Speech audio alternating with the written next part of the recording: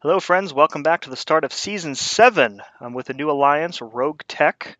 Today we're taking on SWG, Shield of the War Gods, in War 1 of this nascent Season 7. Going in with my standard team, Void, Blade, and Killmonger. I'm back on Path 7 this time. Let's get right to it. So first up we have a diversity node, and this is a Karnak. So I'm going to be using Blade here and on one of the two next diversity fights before we get into the path proper. So Karnak, this is a bleed, poison immune node, and I think limber. But really, Karnak is such a pushover. It's just a matter of pushing him to his S1 and then nailing him when he does this little foot stomp, throwing a tantrum, nonsense, whatever. Even without the bleed damage from Blade, you can see I'm still doing quite a bit, especially with that nice S2 there. And he's being very cooperative with the special attacks, so not much going on here in terms of special tactics or whatnot. The 2% at the end there was a little bit annoying because it meant that I had to bait out one more special attack, but not too much of a problem. And down he goes. All right, next up we have a 5-star duped Mystic champ. I don't remember this node either, but not important. It's just a hood. So I'm going with Void, even though I'm going to use Void for most of the the important parts of the path. I wanted the class advantage. I didn't know it was a hood. I could have gone with Blade and had the dimensional being bonus with Dangerous Sense, but since I went in with Void, my goal here is to end the fight with a yellow bar, which I can do with the Killmonger synergy. Excuse me. Since I brought him along. So, doing a lot of work here with just my basic attacks. Don't even really need that many debuffs, and he goes down and yellow bar achieved. Good times. All right, so this next fight is a little wonky. It's a Doc Ock, and I go in with Void instead of Blade. And right at the beginning, you'll see I try to dodge back, but the controls completely fail, and I just get tagged. And then you'll see. So I'm already down 30% here. I get the intercept off, trying to bait out the special one, and somehow he parries me while he's still recovering from the special attack. And I don't think I was late there, but I mean, either I was late or it's a bug, and who the hell knows anymore. So a little backed up here. I get tagged again, trying to get out of the corner. Trying to bait the special one. I don't really want to push him to a special 2. Fortunately, he throws that special 1. Get another debuff on him. That makes 4 total. The pessimist node kicks in, so I got to be careful that he doesn't lifesteal. If I get hit again, then he goes down. So not the best fight. I lost 41% health, so did have to toss on a couple potions. All right, now on to the mini boss, which is a Duke King Groot. This is the buffet node. I do throw on a little boost. I was confident that I could finish this path without boosting.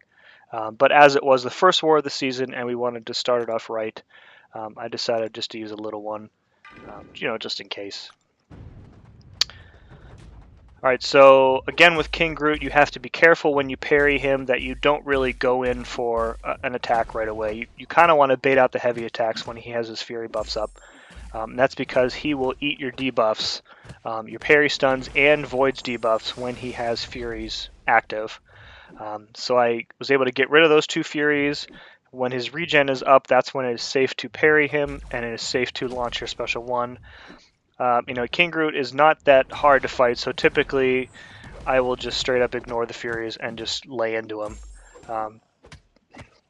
Now, at the start of the fight here, it really doesn't look like I'm doing much damage. I'm getting a little bit unlucky on the debuffs.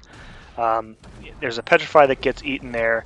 So we're about a minute in, and I haven't even done 10% damage yet. But, I'm not panicking. I know as I'm sitting here fighting that as soon as I get that second Petrify up, his health is just going to start to melt away. And sure enough, so here we've got the second Petrify up. His regen is just kicked off, so we're gonna keep laying into him, try and get out these Furies. You can see that the degen damage is ticking him away slowly but surely, and in about 30 seconds we've done 40% damage. with not a lot of hits. So he's being cooperative with the special one. Regen is not a problem anymore.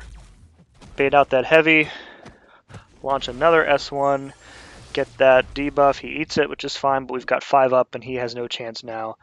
Trying to maintain that yellow bar there. Fear of the Void comes up, so I have to keep hitting into him because he's not degenning with Fear of the Void. I get another debuff up, and there he goes. Yellow bar achieved. Really good fight, if I do say so myself. Problems connecting to network, as usual. All right, next up, we have our old buddy on the armor up node, Black Panther Civil War.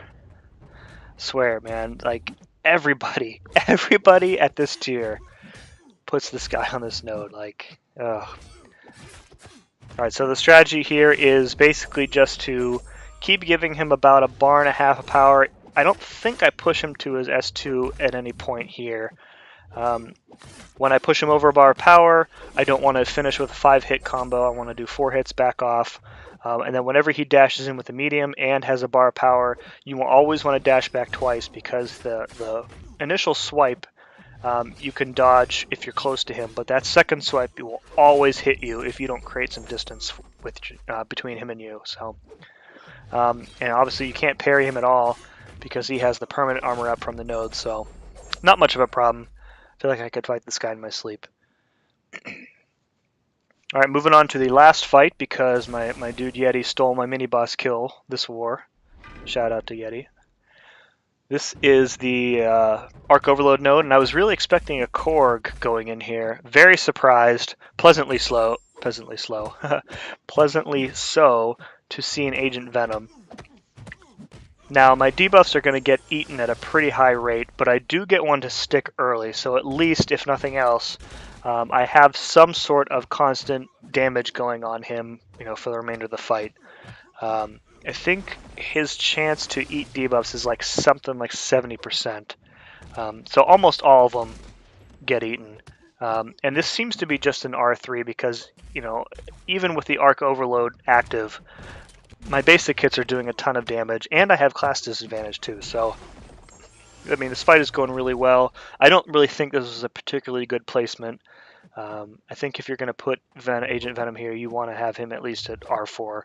But, nobody wants to rank up Agent Venom to R4, so I'm letting the bullets from the S1 push me back, and that gives me enough opportunity to go in for punishment. I have a second debuff on him at this time. Yellow bar still. I'm in a really good spot. Just trying to bait out the heavies, bait out the special attacks. Not even going to worry about parrying him because, 70% chance that he's going to shrug it off immediately anyway. Going back in for the kill. I've got a third debuff on him now, and I think I get one more. Nope, that one gets eaten too. So that's 2 petrifies in a row that got eaten, and he's about to die from the degen anyway. So there he goes. So overall, really good war. Much better than the spending fiesta that I had last season, and in fact, that was kind of the reason why myself and a couple other guys decided to step back and go a bit lower in the tiers. So we did end up winning this war, so we started off great, 1-0. So shout out to SWG. Good war to you guys. Maybe we'll see you later on in the season. And to you guys who are watching, good luck this season, and have a great day.